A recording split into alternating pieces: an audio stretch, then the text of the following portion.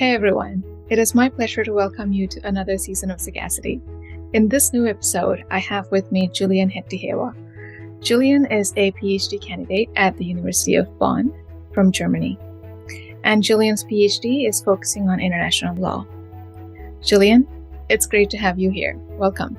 Thank you for having me. Let's begin by talking a little bit about your PhD. What is the focus of your doctoral research?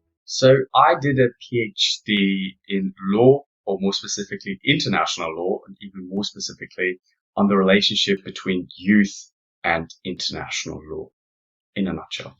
Okay, so what is the research topic? What's the focus? So in my discipline, which is international law, there is barely literature on youth in international law. So if you would open the standard textbook, you would see an index at the end of this book, and you would find perhaps something on gender, something on women, so certain groups, but you would find nothing on young people and youth. And I'm quite intrigued to delve into this issue and to discover where can we find young people? Is international law interested in young people? And since when? And in which regard? How are young people participating in international law? How are issues which are close to the heart of young people regulated in international law? Which language does international law use when it speaks about youth? These are questions I want to explore in my PhD. Could you tell us a little bit about the significance of your research and its impact on the society? Yes. So I think I'll start with the academic importance of my research. There are quite a few approaches to international law. So by that, I mean there are ways to think about international law from certain points of view. So most famously, there are feminist approaches to international law, asking where are women in international law? How is gender created in international law? There are other approaches like third world approaches to international law, saying international law is essentially a European product which was universalized through colonialism. How are states of the third world participating in international law? There are queer studies approaches in international law. There is critical race theory also in international law, indigenous studies in international law, and so on and so forth. What I want to do with my PhD is to say we can add the perspective of young people. So we can create something what I call young approaches to international law. So I think I want to complement existing approaches to international law. The second answer with regard to society would be, I think I just want to show most basically that this is an issue which is important. So studying young people in international law is important.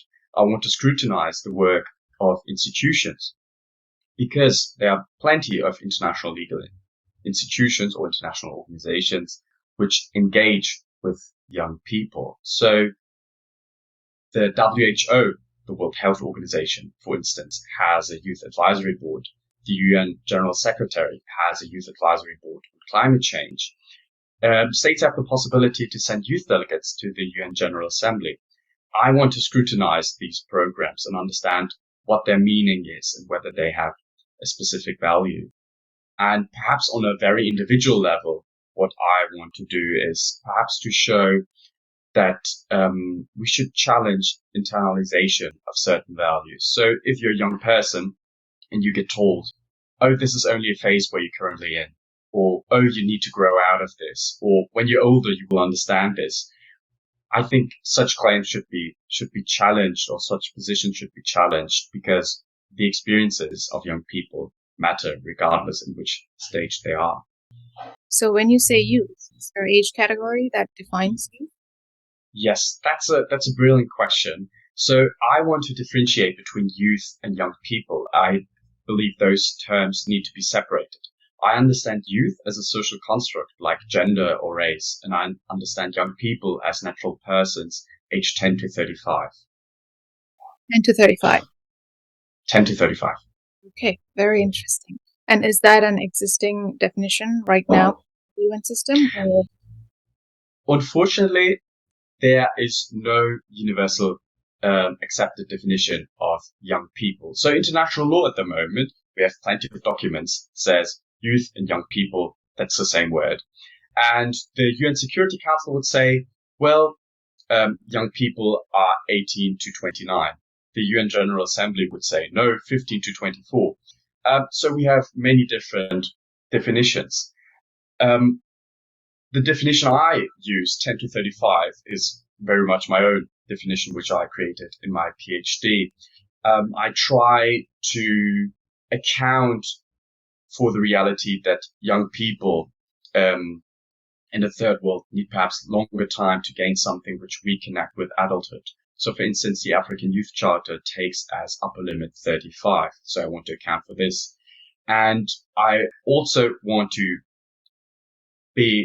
use a rather extensive definition, which is why this cohort of 10 to 35 may appear quite big. That is quite intentionally, because I want to rather include people than to exclude them.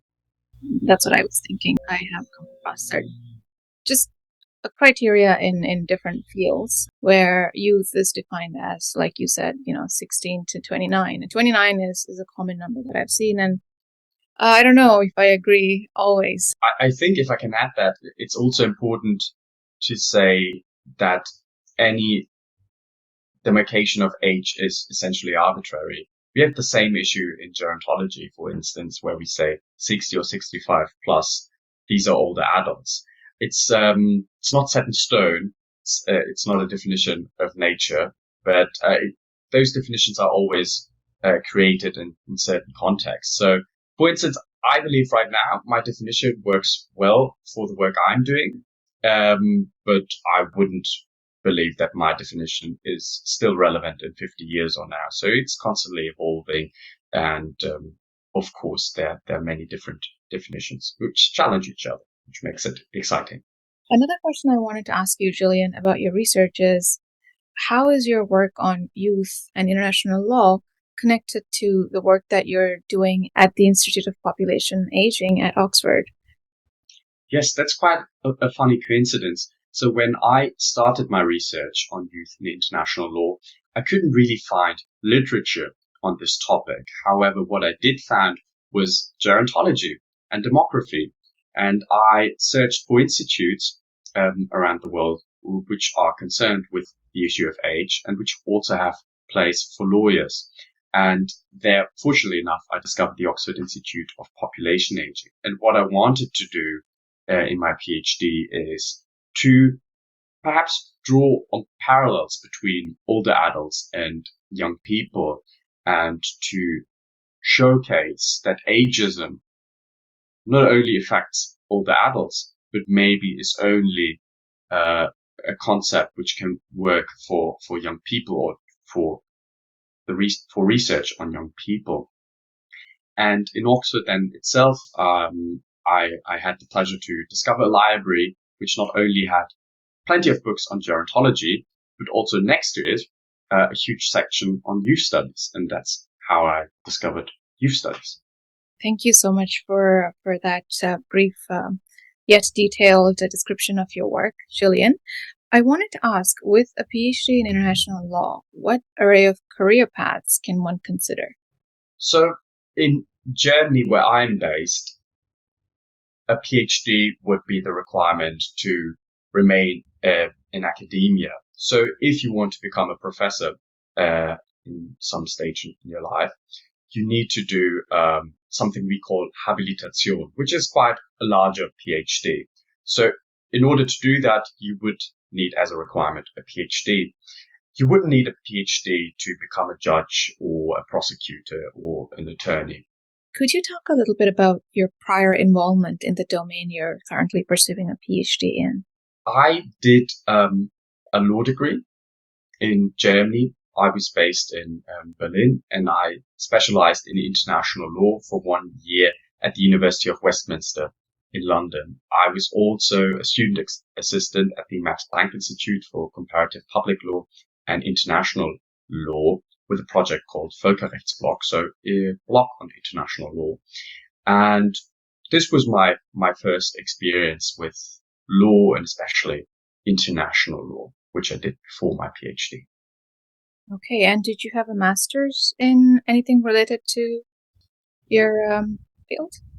Yes, that's an interesting bit about Germany.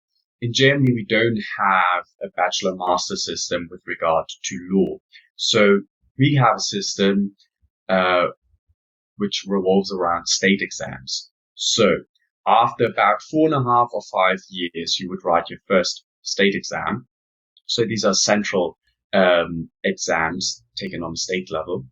And this would be the equivalent of a master's degree, but we wouldn't have a bachelor and a master system. However, with this first state exam, you are allowed to then, if your mark fulfills a certain requirement, to do a PhD. Okay. What about publications and presentations and that kind of experience? How much of that experience did you have before you applied to your PhD? I was quite intrigued to study youth and international law before my PhD. So I organized a conference in Berlin with some students, and I was supported in that with a professor. We organized a conference on youth and international law. And following this conference, we also published some blog posts in Völkerrechtsblog, so in this international legal blog. However, what I would like perhaps to stress is that it's not a requirement of students to organize conferences and publish, at least in Germany, to then pursue their PhD. It's just something extra that you did because of your interest in the area. Okay, wonderful. And I think that definitely helps, though, right? When you're applying, to see that you've already been doing voluntary work in the field. That would look good on your resume. I hope so. At least I was able to take up my PhD shortly after my first state exam. Yes. Okay. All right. So I wanted to know a little bit about what the process was like applying to your program. Can you tell us a little bit about the application process and its key components? Again, I perhaps have to point out the peculiarities in Germany. We don't really have, at least in law, a structured PhD program. So I applied rather for a position as a research assistant at the Institute for Public International Law at the University of Bonn. So you don't need this position as a research assistant to do your PhD, but it's a way to finance your PhD. So that would be my first point. The second point, what is required, or what was the process for applying? You need a certain grade. You need to pass your first state exam with distinction, and there is also a job interview.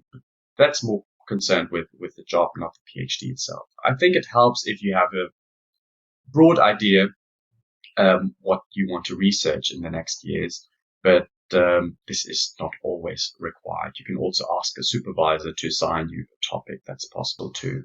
Okay. You spoke a little bit about finances. How's funding allocated for PhD students in Germany? Yes. First of all, you don't pay for your PhD in Germany. Also, you don't get a salary for doing your PhD in Germany. I funded my life during my years of my PhD through my position as a research assistant. So that would be quite common in Germany, that you have a contract for 50% work contract where you work 20 hours per week, and you have the other 20 hours of the remaining week for your PhD. I applied for funding when I did little extras. For instance, for my research stay at the Oxford Institute of Population Aging, I was funded by the German Academic Exchange Service. When I went to conferences abroad, I applied for special funding schemes. Are comprehensive exams or qualifying exams part of your program as well? Short answer, no. Again, we don't have a structured program at all. So there are some PhD students who are able to finish their PhD after 3 years. However, I believe in Germany, in law, at least standard would be 4 years or 4.5 years. There are also PhD students who take longer, like 6 or 7 years. There is no course you have to do in the meantime. There is no time limit. So a PhD in law in Germany revolves around yourself, your own ability to start and finish a bigger research project. Okay, that's very interesting. I think when we were talking earlier, before we started recording, you mentioned something about defending and having your defense or having your thesis graded before you defend. Can you talk a little bit about how that works? Once you submit your thesis, what happens next? Yes, so this might again be different to the British context. In Germany, we don't have a pass or fail in our PhDs, but rather we get certain grades. And there are different grades, and you get graded by 2 examiners. And after you receive both grades, there will be an oral defense of your PhD, and then you will have the publication process of your PhD. However, I have to note, I'm not yet experienced in that because I'm still waiting for my first grade. So I only submitted the text of my PhD, but nothing beyond that. So does publication come after you are done everything, or can you publish while you're writing it? I believe usually you would submit your PhD along with your grades to a publishing house and ask them whether they would be interested in publishing your work. So this would be very much at the end of the process. However, again, I'm not experienced in that regard, as this is yet to come. Okay, wonderful. Thank you so much, Julian, for talking about the details about your PhD. Let's talk a little bit about your personal experience that you've come across during this journey. In reflecting your decision to pursue a PhD, what difficulties have you encountered along the way since the beginning, and how did you overcome them? I think the first major issue, at least for me, was how can I condense my PhD into one sentence? So how can I make it as simple as possible? How can I make how can I fit my claim into one sentence? The second challenge I encountered was then, how can I build a structure around this one sentence? So I know my claim, but how do I get there? And I believe these 2 issues were difficult for the first half year. So I needed really 6 months to engage with those 2 issues. Okay. Any other challenges or obstacles that you came across? I believe it's quite common, at least that would be my observation, that you struggle along the way, because it's quite a bit of time that you ask yourself, oh, is this really relevant what I'm doing here? Does this all make sense? Is it not all too simple what I'm trying to say? I believe these are moments which perhaps many people experience during their time of their PhD. However, you're always not alone in your PhD, so you can talk with others and test ideas. And so, yes, these are moments, but I think you can overcome them. Great. Thank you for sharing that. Now, given the unique characteristics of pursuing a PhD in each country, what obstacles stand out to you where you're pursuing a PhD, which is in Germany, that you think is worth being highlighted so these challenges can be addressed to make the PhD journeys smoother for students? I think there is more and more talk in Germany whether there should be certain separation of power, so to say. So in Germany, your first examiner would be also your PhD supervisor and often also your employer. And there's some debate in German legal academia whether the British system should be followed in the sense that your supervisor is not the person who grades your work. So these are questions at the moment which are debated. Okay. All right. Switching gears, could you share with me some of the positive aspects that you've experienced during your PhD journey? I believe my PhD was just a fun time. It's really a joy to do a PhD. I very much enjoyed the freedom of choosing my own topic, and I just enjoyed reading books, writing, well, just thinking about problems, trying to solve them. So I think 3 years of PhD, it's basically fun. Okay. Yeah, I mean, everything becomes enjoyable when you're having fun with it. So whether it's reading or learning new things, when you find that fun, then it becomes a lot easier. So I'm really glad to hear that that was the case for you. Yes, and what I also would like to add is there are plenty of opportunities for PhD students. You can go to conferences, present your work, debate your work. You have the possibility to do research stays abroad.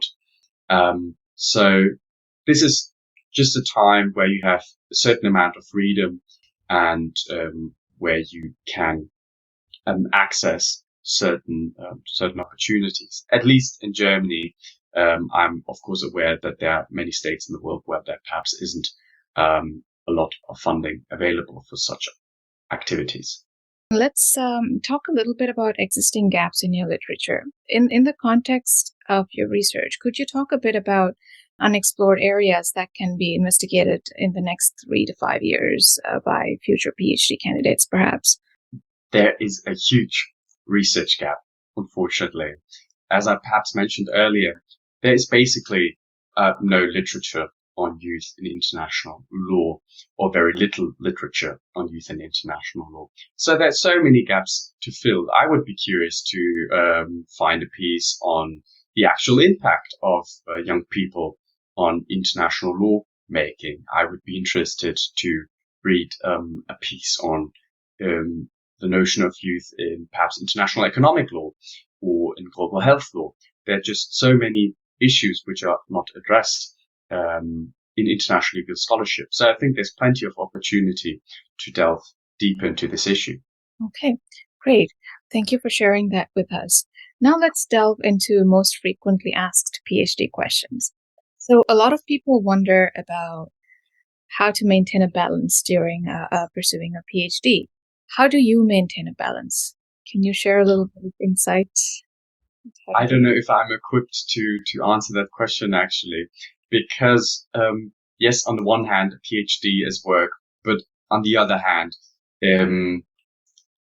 you're very passionate about your PhD topic, so you cannot leave the questions you encounter at work at your working space, but you take them home with you, you debate them, you think about them, you read about them. So at least for me, it was perhaps quite difficult to maintain a balance, in all honesty. But I heard sports helps. What is one PhD myth that you would like to debunk today? I think a myth that I encountered at the beginning was, oh my God, how can I fill 3 years? Or isn't a PhD full of hardship? Why would you do that? And I would say, well, enjoy your time. A PhD is just a wonderful opportunity. Again, I perhaps need to stress that I haven't received my grades yet, but I enjoyed the last 3.5 years of doing research and committing yourself to an issue which is close at your heart. So I would very much debunk the myth of PhD equals hardship, but rather emphasize that one should enjoy it. Okay, great. If you were to provide guidance to individuals pursuing or contemplating a PhD, what would it be? Try it. I think it's again, it's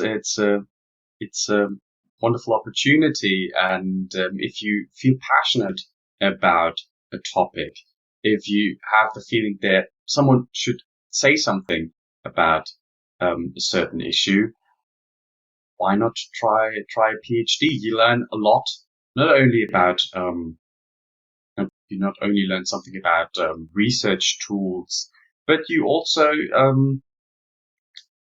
learn a bit perhaps about yourself along the way. So I think it's just time which is well spent. I think that is wonderful advice. We are coming to the end of our discussion. Do you have any other insights or thoughts to convey to our audience before we wrap things up, Julian? Anything we might have missed that you wanted to talk about? Anything? I hope as I emphasized the fun bit of a PhD. I guess the audience listening to your series is already interested in doing a PhD, and I would just motivate everyone to follow up on that and do a PhD or consider it. It's really something nice to do. Wonderful. Thank you so much, Julian, for being with us today and generously sharing this wealth of knowledge and PhD experiences you've had during your journey. It was really lovely to have you. Thank you. Thank you for inviting me. You're very welcome. And to our viewers, thank you for joining us in this insightful episode with Julian.